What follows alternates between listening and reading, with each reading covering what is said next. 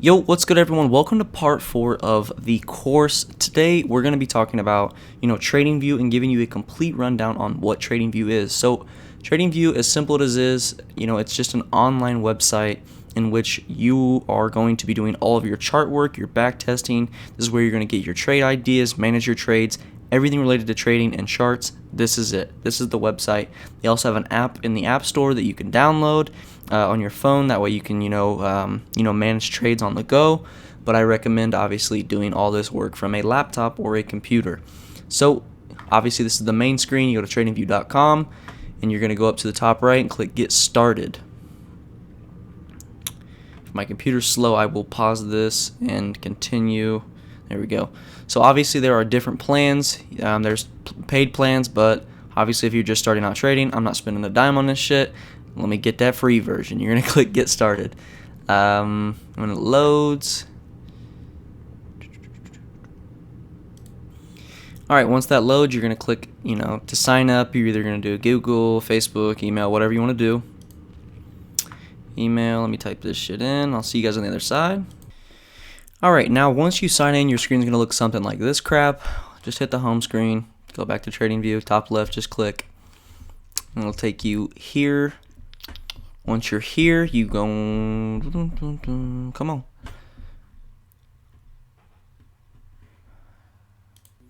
Alright, now that loaded, you're going to go to hover over products. You're going to click chart. Wait on that to load. Alright, now that loaded, these charts are hideous. Let's clean these things up. So over to the right, this is going to be your watch list. This is where, the pairs that you're wanting to monitor are going to be. We don't care about any of these stocks and any of these indices or anything, so we're going to click all these X's. Click, click, click. Clear out all this garbage. Ooh, there's some Forex pairs. Cool. Don't worry, we'll add our own. So like I said, this is your major charting service. This is where all your stuff's going to be. So you're going to click the plus button to add symbols. Obviously, Forex, or I guess any of these that you want to trade. If you want to trade indices, stocks, Forex, whatever your trading is. So for example, let's just type in my sweet baby GBP JPY.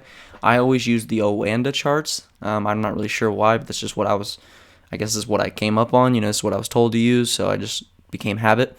So we're going to add this to the watch list. Obviously, you can add, other pairs if you wish. I don't know, Euro, USD. Now you're going to click the plus button. So now we have a couple things over here in our watch list. Obviously, you can click on them to, pull up the charts and flip back and forth. Okay, now these charts are hideous. We really got to clean this shit up. But first, get rid of this news crap over here. We don't really care about any of these widgets. Like, any of them. So once that's all cleared out,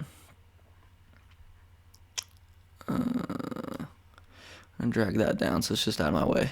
We're going to slide this over because I like my charts being pretty big on my screen. Plus, I don't really care about the ticker because I typically only have one because I just trade GJ. Anyways, let's get these settings going. So you're going to right click. You're going to go down to settings. Boom. Now I'm going to type in my settings. You can kind of figure out what your eyes see best. If you like to use mine, obviously just pause this video and then you can see, kind of what I use. So body, blue. I like my bodies to be blue and black. Same as the borders, blue and black and blue and black and so on and so forth. I'm going to pause this and then I'll come back through and then you guys can copy my settings if you'd like. Alright, so I'm going to skip through these. Obviously, you can pause as you need if you would like to copy my settings. So I'm just going to kind of flip through these relatively quick. Pause as you need to.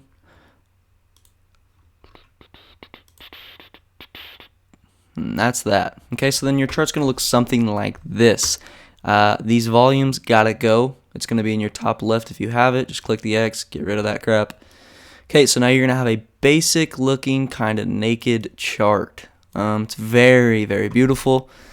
I don't know what that is. Okay, so now at the top of the screen, we're going to go through this. So this is your ticker. This is obviously what chart you're looking at. So as I flip this, you're going to get different ones. So this would be Euro USD, so on and so forth. Okay, and then this right here, that means I'm looking at the daily charts. That means each one of these candles is a full day of price action. So this was Friday, November 11th, and then this is Monday the 14th, Tuesday the 15th, so on and so forth. Each candle is one day. If you click it, it'll bring a drop down. You're going to have 4-hour charts, hourly charts, 30 and 15. Some people star it. I don't do that just because it's not that hard to go up here and flip through. But then so if we go down to the hourly charts, that means each one of these candles represents 1 hour of time, 1 hour of price action. So that obviously there's going to be 24 hourly candles inside of one daily candle. It's not that hard. And then obviously you can go down to 15-minute charts, all that stuff. So now each one of these little candles represents 15 minutes of price movement. Obviously drag it around to make it more visually appeasing. Okay, so then those are your candles. Obviously this right here, this is how you can change how your candles look. Personally, I use candlestick charts because I think it shows the most information on your charts. I just think it's easier to read. You can obviously I don't know if, fuck that. I don't know if anyone uses that stuff. But then you have line charts and so on and so forth. Obviously, we're going to be using candles. And then there's an indicators tab. I personally don't use indicators. The only indicator I use is a sessions indicator, and all it does is highlight when the London session starts, and I only use it for back testing. If you wanted to use it, you just type in sessions. Let's use this feller's sessions. Okay, now it's going to pop up all these tabs. So the first one obviously is Asian session, is yellow, and then it looks like green is Tokyo, and then it looks like this brownish color. Oh, excuse me. London session is green. Brown is New York throughout the red, so on and so forth. Ugh. Anyways, you're gonna hit the settings button up here. So when you add this indicator or any indicator, it's gonna be right here. To edit it, you hit the settings button. You're gonna go to inputs. You're just gonna deselect. Obviously, you want to highlight the session you look at. I look at London. So now everything that's green is going to be over London. That's the London open. This is when London session closes. All of this is inside the London session. That's the only indicator I use. To hide it, click the I button, show it, and then to delete it, obviously the X. Okay. So now over on the left hand side of your screen, these are going to be your toolbox. Okay. Things that I like to have in my toolbox, I like to have the trend line. I like to have horizontal line, horizontal ray, and that's it for these. I like to throw a little fib in there. I'm going to go over what all these are in just a second. Let me highlight these. What else do I have? Looks like a rectangle. I like the path tool. You can throw that in there for back testing. None in there. None in there. And then I use the long and short position. So that's it for my toolbox. And now obviously it's going to be right here. These are your tools. It's like your quick tools. Trend line, pretty simple. You click, it places one. You drag it out. You click again. Obviously if you wanted to have it straight, just hit the shift button and it'll go straight. Click to deselect, and then obviously you can drag it around, whatever. You can edit the colors if I wanted to make it, I don't know, yellow or whatever you wanted to do. I like mine to be black. This is a tool you can use, to highlight okay, if price breaks this area, I'm interested, so on and so forth, or to mark, basically what it's actually for is to mark a trend line. So a market trend, so it would be something like, you place it there, and that represents a bullish trend. Boom, so on and so forth. That's how you can use that tool. Obviously, horizontal array, I like mine to be white, and I use them to identify daily and 4-hour structure points, mainly daily. These are, if it's a white zone, that's how I know, okay, this is a major daily zone. I use the ray for 4-hour and other structure points. I like that to be black. And obviously this stuff's really easy to use. Click, drag, move it around. Right click pulls up the settings, or it'll just be right here. Delete as you want. You can use the delete button on your key. And then if I haven't said it yet, dude, you need to get a mouse. If you're using a laptop, bro, don't be using that little freaking D-pad thingy or whatever the hell it is. Go get a mouse and save yourself so much carpal tunnel.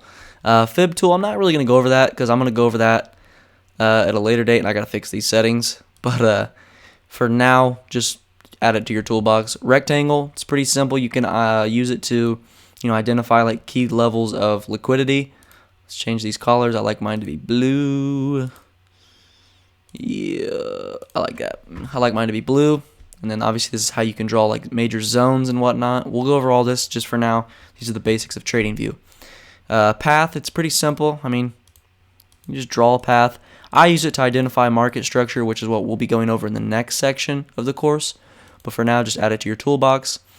This is pretty simple. I mean, it's like for like highlighting certain areas on the chart. I really never use this tool unless like maybe backtesting, but still even then, not really. And then you have your long and your short position. This is obviously exactly what it says it is. It's a long and a short position. So let's say you bought in right here. This is an easy way to mark this. So buy, and then this is where your stop loss will go. So let's say my stop loss is at, a 10 pip stop loss. I'll drag this to where this right here is showing 10 pips. And then let's say it's like a 30 pip gain or somewhere up here. You just drag it. It's going to be a 51 pip gain. Risk to reward is 4.8. Easy ways to edit this is go to settings, and then you have your inputs. Basically your profit level. So like 512 literally means 51 pips. So like if you just wanted 50 pips, it's 500 even. 10 pips is 100. Boom. So now you're looking at a 5-to-1 risk reward. Your take profit's 50 pips. Stop loss is 10 pips. So on and so forth. We'll go over more, how to use that later in the course. But just for now, just make sure you have it in your toolbox. And this is obviously the short position. It's the same thing as the long position, but vice versa. So your stop loss will be at the top. Take profits at the bottom. Let's see. I believe that's all. This is the ruler. The ruler tool right here. It's pretty simple. It's just how to measure your pips. So like right here, 22.9 pips. That's what that is. 22 pips. So on and so forth. As we talked, in the previous sections, oh, I caught 30 pips. Boom. That's what that would look like. A move of 30 pips. It's pretty simple, right? The rest of the shit I don't use, so I'm not gonna worry about it. But for now, I mean, that's really it. Just get your charts looking clean, simple, and then we'll go over more of how to, or kind of really how to use this stuff later in sections. But for now, your chart should look pretty much identical to this. Now, obviously, if you don't really like the blue and the black theme, you can change the colors. Just go to the bodies, the borders, and the wicks, and change the colors. If you like red or whatever the hell color you like, go for it. Do what your eye sees best, but it should be something like this. And that is the rundown for TradingView. I hope you guys enjoyed it. And if this didn't suffice, go to YouTube and type in TradingView Breakdown or TradingView Run Through or something like that. And somebody out there will hopefully give you a better breakdown. With that being said, guys, I'll see you on the next one. Peace.